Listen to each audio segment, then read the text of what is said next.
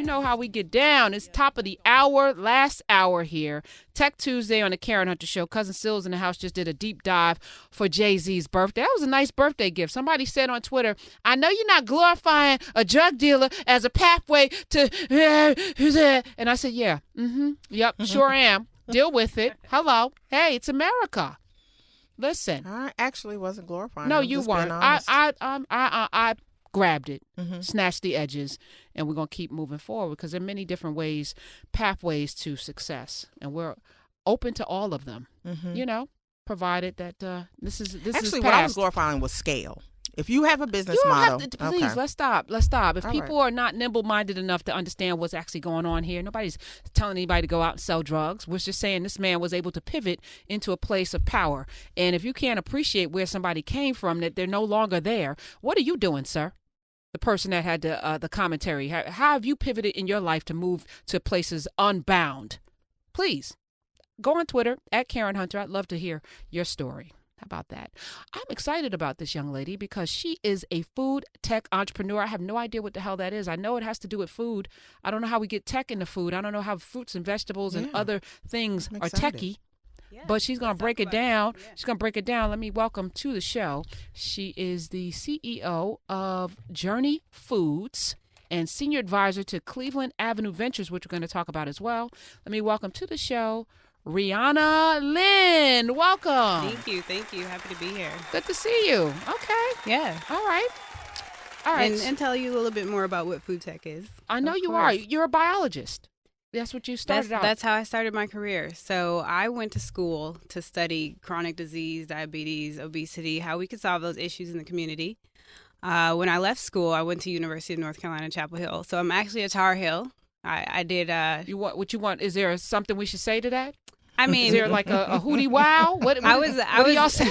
What is that? I was an athlete there. No, I have to claim that. I'm actually headed down there tonight. So I left school to go to the University of Chicago. Even though I grew up single mom, understood a lot of the issues that came with access to fresh foods and a lot of the problems that cause chronic diseases. I went to University of Chicago and started living in a food desert. I don't know if you talk about this on this show, but a lot of people know what that is now. Areas of communities that have a dearth of, fresh grocery options, within a mile radius of their homes. And so while I was there studying with some of the top scientists in the world, I had a problem with even getting fresh food and juices myself, and launched my first company, a chain of juice bars in Chicago. Wow. And the reason why I really got into food tech was not only I wanted to find ways to scale up that company, but I kind of was a computer scientist by default in undergrad. So nobody that I knew, none of my cousins, no one that I could even, find as close friends were studying computer science in undergrad. Now it's one of the top growing majors across the U.S. And so I was building websites for my father's companies and his friends' companies and people all over the country. And so when I launched my first company, I wanted to figure out how we could make sales of these juices outside of our store. And so I really jumped into food tech that way through e-commerce and learning how to build websites. But from there, I started looking for ways to understand more about the food industry, and that brought me to San Francisco. I actually started a company called Food Trace to solve some of the issues for my first company because a lot of people were asking where we were getting our products from. So I wanted to have more data. Where were you getting them? We were getting them from everywhere, but in the winter in Chicago, when you claim you're trying to get something organic, you can't. You're just trying to get as much kale or local stuff as possible, and oftentimes it wasn't organic. So we had people coming in there blasting us on blogs telling us you're not organic like you claim. And I had a problem with that. I wanted to have a little bit more integrity for the company. But at the same time, I didn't want to charge people $12 for a bottle of juice, right? So it was a hard time trying to manage our supply chain and also trying to manage affordability because I didn't want to just create a company that was for a few, but was for all. And so I got into food tech because I wanted to understand more about the industry. I wanted to find tools and build skill sets that can make me scale up companies faster. And from there, I was able to learn ways to communicate and build skills that could help other food entrepreneurs, build up their e-commerce, build their sales. Helped a lot of young Black women and older Black women scale out their companies around the country with that. You hear a lot in the tech space, scale. You got to scale up. Where do you learn this scaling? How do you scale? Sometimes it just happens. It just happens because you're creating a good product and people want it. Okay, so you had the juice thing. People wanted it. Yeah. You had to be organic, so you wanted to trace where it came from. How do you scale a juice bar? How did you scale that? Because we had to learn shipping and distribution. We had to learn how to get our product to Canada. If someone saw it, on a website that I built or on Groupon or any tools that we were using to grow as fast as possible at that time, there weren't a lot of young Black women at 25 with a food company that was doing, $1 million in sales. So I did get some pretty organic press from that. And learn how to scale on my own, but hit a lot of roadblocks. So how did you do that? How did you get the product to Canada? Give me the anatomy of that. So one, we had to keep them cold. And so I had to figure out ways to get them on dry ice or get dry, ice in a way that could help them stay fresh for 2-3 days. There were people willing to pay $40 to send $50 worth of juice to their home at the time before a lot of these fresh options existed. Now you can get a lot of these things on every corner. But at the time in 2011 and 2013, it just wasn't as possible. So how did you find the ice? Because again, there are a lot of people out there starting businesses. They want to and you want to scale and you want to figure out how to do these things.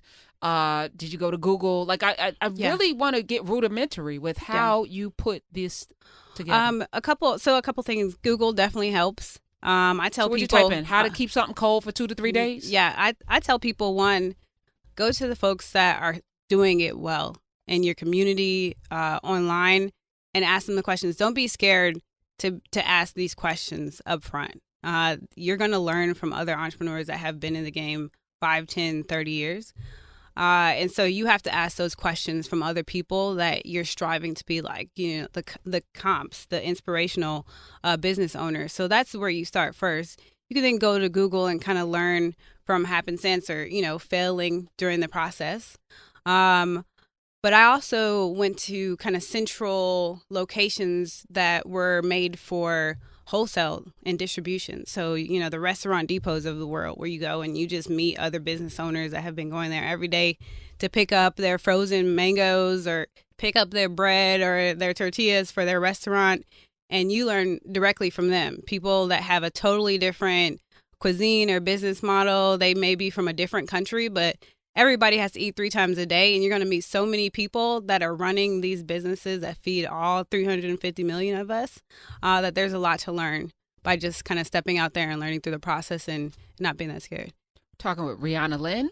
Her company is called Journey Foods. She's also a senior advisor of Cleveland Avenue Ventures, which we'll get into in a second. She's a food tech entrepreneur. You can go to Riana, not with an H. It's Riana, yes. Lynn. 2Ns.com, RianaLynn.com, 866-801-8255 if you have any questions. Yeah, so I am intrigued, right? You said it was 2011. How do you bounce back from people finding out that it's not necessarily organic product? Or where are you going inside the community to find, these products to help increase the business? $1 million in sales, that's a lot. That was year one? That was year one. Awesome. So, one thing is, like I said, there's distribution facilities in every major city that can help you supply these things. But I was just going out there, Googling, finding friends, we set up some partnerships with urban farmers, people I went to high school with. Great. That were trying to figure out ways to, fill up these vacant lots. And so we were buying, kale and herbs from them just to fill them up with some of the juices that were more popular. And so the partnerships and just figuring out ways to hustle and build the community up at the same time really helped me early on. I was working at the White House at that time. I got an opportunity to intern at the White House, and then it got extended for a few months. And so there were a lot of people that were working on Obama's 2012 campaign that were helping, they were ordering juice to the offices. So I think my position definitely helped with, just getting that organic interest, early on, especially being young. But there's definitely a lot more tools that exist today for someone to build, even $100,000 business in a few months. Yeah. You just have to believe in what you're building, because you're going to be waking up early every day to manage customers and manage investors and manage, different problems that arise. But I learned a lot. There were a lot of pitfalls, but I learned a lot in the process. We're talking with Riana Lynn. Tell me your origin story. Who your parents? Where you from? You said your mom. You were raised in. So I grew up just outside of Chicago. Father, single mother, but father is in the same city. He, he went through the 80s as a Black man. So my mom dealt with that. My grandmother helped raise me. I had some great grandparents. My one grandmother migrated from Alabama in the 60s. She grew up on watermelon farms and stuff. So I grew up gardening with her in Evanston, Illinois. My other grandmother went through tuberculosis in 1954. She's 87 years old right now. She's a yoga instructor. I love it. So I've been very inspired by my grandmothers. My grandfather, who I didn't meet till he was 88 years old, came back in my father's life, was a meat distributor in Virginia. So I would drive up to see him in college once I met him, and learned a lot about the food industry through him. He retired to Virginia to go sell watermelons and fresh deer meat, which is some of the best stuff I've had ever in my life. And he died a couple of years ago. But I do get a lot of my roots from my grandparents and my parents. Very smart. Just struggled to put me through good schools early on, and as separate parents. But I'm very proud of where I come from. Only child? Sorta. Okay. By my mom. Right. I have 3 brothers. Yeah. All right. So it's in your DNA to do this food thing, to do this the business. food thing for sure. Yeah. Mm-hmm. Tell me about the Cleveland Avenue Ventures. What is that? How'd you get on the advisory board?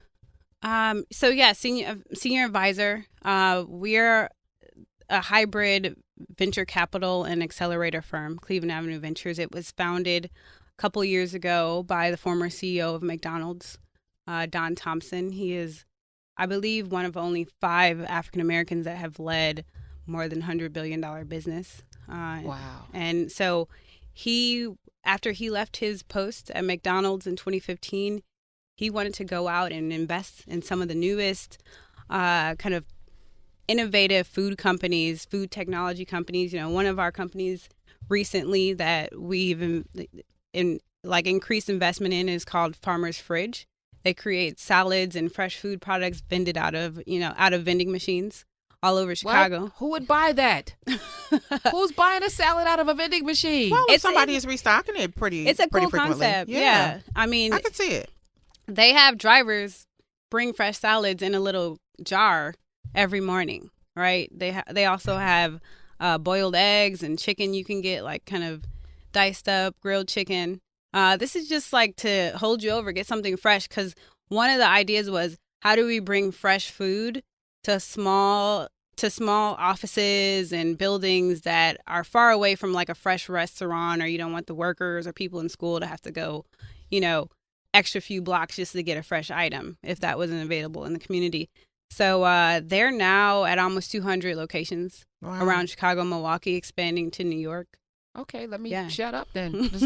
What I'm not willing to do, somebody is, right? Yeah. So I may not buy a fresh salad, but maybe I would. No, but I think you're thinking about, the way what Thinking used of to be in vending machines. Yeah, I'm looking around the corner Yeah. here at our vending machine. If there were a salad in there, I probably wouldn't get it. It's a pretty machine now, but also we have investment in Beyond Meat, which is going to go public soon. IPO.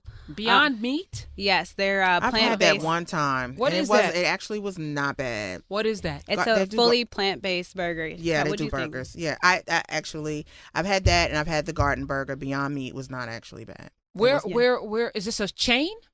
No, so they're at TGI Fridays. You can get them at Whole Foods. Yeah. There are restaurants all over the city. And I think you would like it. Is it bean based? No. Is it black bean based? No, it sizzles, it bleeds just like a real beef burger. But it's all plant based. Why does it bleed? Beet juice. Why do we want that? Because that's part of the problem as a black person. Let me just say this to you. Sure. The one thing I don't want is anything bleeding when I cut into it. I just think that's how kind of you can ask them well done too. You know what? Who was singing about the burger recently? Was that what's my girl? Singing. Somebody. Oh my god. And there's some Wu-Tang Clan is sponsoring their competitor Impossible Food, so it's big. Yeah. No, it was Iyanla. Iyanla was on Vincent. There's a singing clip about a burger. There's a clip about Beyond Burger, and it was very well done. She had mushrooms and peppers and onion, and I had it right after that. And I'm Where'd very you get impressed. it? They're delicious. Where'd you have it? I had it at a restaurant. I believe it was either Applebee's or Fridays. What? Fridays and it's going public? They're going That's public. what's intriguing to me. Hold on. Yeah. When is this? They're working on it sometime in Q2 or so, 2019. What do you think the opening stock price is going to be? Because I was just having a conversation with somebody. I can't get all those details. Do you know, though? I could, if I did, I couldn't say all on right. radio. I know you couldn't tell me by law, but we were talking about Amazon because I'm an Amazonaholic, and even though Jeff Bezos is ruining Whole Foods, man, y'all got to step. He's trying to bring it low rent. That's not. We don't go there for that. I want my bags with the handles on it. Stop trying to save money, Jeff Bezos. But I was thinking when the IPO, I think it was like $19 when it first came out. Yeah. That stock is now over thousands of dollars. It's over. It's almost I think 1,900. Something crazy. Stock market is down right now. But I was like, if I bought that, because who knew? Mm-hmm. Even if I bought it like a month or two when it was at $30, even if I bought it at $50, I'd be sitting on some cake right now. Yeah. Right. Shoot. Yeah, so it's one of the top products in Whole Foods, sold out every week. Beyond Meat. Yes. And we're coming out with sausages and breakfast patties. Super good. Do you eat this? I do. Okay, Riana, you have to say I'm a Riana. flexitarian. What is that? So I try to go vegan several days a week. But if I go to a restaurant, if I'm at an event or party, I will still eat meat. Whatever's there. Yeah. Like, I'm not going to miss out on the opportunity. I think moderation. But beef, or you just will do like a chicken and fish, or? So I don't eat beef that much. Yeah. But if I get like a nice piece of steak. There's a recall on ground beef right now, too. Yeah. There's a recall. No, I don't really so what do about ground the beef. lettuce? Because my Chipotle. I had a salad yesterday. Just had brought the lettuce back, and I was like, I'm gonna wait a couple of weeks till see if somebody wait is a couple sick. Weeks. Yeah, I'm waiting. Y'all just got it back today. But I'm doing this mixed greens. I'm not doing any romaine, and I don't think I'll be doing romaine for a while. I'm going dark. Yeah. Good dark is better. What dark? There's no E. coli in the dark lettuce. You could wash it better. I mean, it's because there's not a lot of it's crinkly healthier things. as well. Less water. Yeah. All right. Or you could do a spinach salad, but you don't like that. I'm not mad at it, but I'm just saying they don't have that as an option at Chipotle. Yeah, so when I true. get my brown rice, my black beans, I finish it off with a lot of lettuce, and now I was like, no more lettuce. But Chipotle can't risk that anymore. They cannot because that almost ruined them. Yeah, they got to go to the best people. And that was the tomatoes for them, wasn't it? I believe. No, I think it was the lettuce before, but I think they were sabotaged too. I think they were getting too big. That's just my opinion. Yeah. Sorry, Chipotle, somebody did that to you. You know that though. But yeah, they do have to be careful. Food is precarious. My dad owned a grocery store. Wow. For 18 years. It was a corner store in Newark. And for a couple of years when my uncle lived with us, he did meat because my uncle was like a chef and a butcher and stuff. But it's precarious because if stuff is going bad, and people do some shady things. My father wasn't one of them, but, if the chicken is a little, they would pour ginger ale on it. Not my dad, but he grew up in a chicken store where they would do some things, Really? I've never heard that one before. Yeah, he poured ginger ale. Yeah, there's some things you could do. But if person has one bad experience, like I just went to a restaurant recently, had a bad experience. Actually, it was hair in my food, and I love this place. I will never go back. Like I'm done. But I know that there are many people who are like that. Yeah, food waste, food safety is a big thing. There's tens of billions of dollars being spent right now on technology that can trace those things. So food traceability is super huge market right now. One, to be able to prevent outbreaks or stop them faster, but also to use data to make sure that less people get sick, or even curbing food waste from throwing things out because you think it could be contaminated. Your food trace company was acquired. Was it acquired? Yeah. Why? Is that a secret too? Look. Kind of. Is it? Okay. It's public. Are you rich? Yes. Okay. So you know what I do? What? I have a What do you new do? company, Journey Foods. It's been pretty much stealth mode for several months. I put my money. I feel like I'm young enough. I put my money back into my companies. One, to keep ownership, but two, because I really believe in what I'm building in. And so we'll have a lot more announcements around Journey Foods. It's really the combination of everything that I've worked on. It's, making sure we get the data for the products we need, but providing nutrients and everyday kind of on-the-go snack items that are missing for people. And so we're scanning through ingredients and figuring out like what's good for heart health, what's good for energy, what's good, for focus. And we're turning those into our first product line, fruit snacks. And so happy to ship some back to you ladies here. Yeah. But I'm really excited about Journey Foods and what we're building for What's the 2019. new thing that you're doing? Why don't you make an announcement here? Why don't you do that? Come when on, you're ready. Marilyn. When you're ready. No, I'm no, starting. just do I'm it starting. now. I'm doing it right What now. is it? What's the new venture? Journey Foods. Journey Foods. Okay, and that is journeyfoods.com. So we are a regular consumer packaged goods company, but what we're focused on is creating microfoods. So we're creating a new category called microfoods. We take consumer data as well as nutrient data, crunch some numbers, use a little machine learning. My co-founder, who was a global scientist for Skittles, I said, we need to create products that are affordable, but still fun to eat. And so think of like a smoothie smashed with the Skittles with a little data behind it. And that's what we're creating for people. So that they smoothie Skittle. I like that. Okay. Sounds like my daughter would be interested. In base terms, no, we don't add any sugar. So let me clear that up. No. We don't add any sugar All or natural ingredients. But we wanted to get some of the best ingredients from around the world to as many people as possible. Make it affordable, make it fun to eat. So when you sold Food Trace, you put the money back in to start this this journey. I've basically Journey done Foods. that, and I have a lot of good people around me that support new endeavors. Have a great team.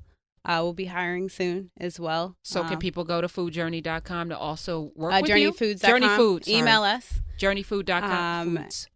We're always looking for marketing roles, also some operations and sales roles as well. I love that. Yeah. Love it. We take some calls.